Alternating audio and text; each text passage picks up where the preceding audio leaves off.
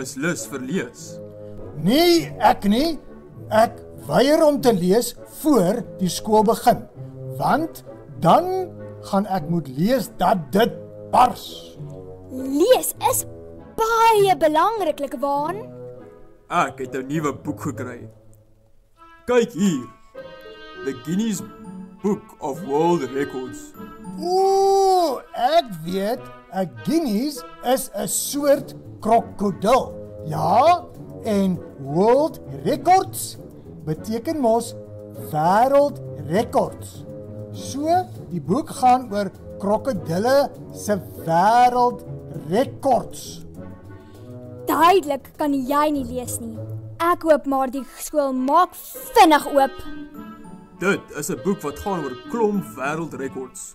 Byvoorbeeld, daar staan ingeskrywe dat 'n iemand, Edwin Hamilton van Engeland, 30 jelly beans met 'n koeldrankstrooitjie in 5 geure sorteer het, slegs in 1 minuut en 3.58 sekondes. Ag, ek moet ook in daai boek wees. Weet julle hoeveel appels het ek in 1 dag geëet? 'n hele boks vol. Ek het ook gelees van 'n vrou wat 'n uur lank kaugom gekou het en toe 'n kaugomborrel geblaas het wat 28 cm lank was deur haar neus. Krokkie, jy het 'n groot neus. Jy sal dit ook kan doen. Sis Mufasa, ek is so gebore en ek kan dit nie help nie. Ja, toe julle twee. Julle is vol diere maniere vandag. Ek het 'n beter plan. Kom ons maak 'n rekord hoeveel keer jy 'n gewigstaaf kan oplig. Tussen my en jou Mufasa, ek dare jou. It's game on. Kami, jy gaan tel en tyd hou. Let's do it. Krokkie, jy is eerste. 3, 2, 1, go!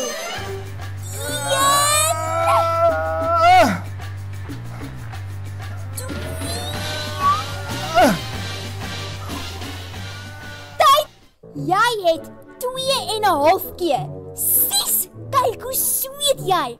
Mufasa, jou beurt. 3, 2, 1, go! 1, 2, 3, 4, 5, 6, tyd! En die wenner is Mufasa, die plaasleeu. Sis Kami, as ek tweede gegaan het, sou ek gewen het. Nee, Krokkie. Ek is nou maar vir eens en altyd die baas van die plaas. En nou gaan ek in die Guinness Book of World Records wees. Die wêreld se topverkoper boek. Eintlik is daar 'n boek wat daardie rekord breek, Mufasa.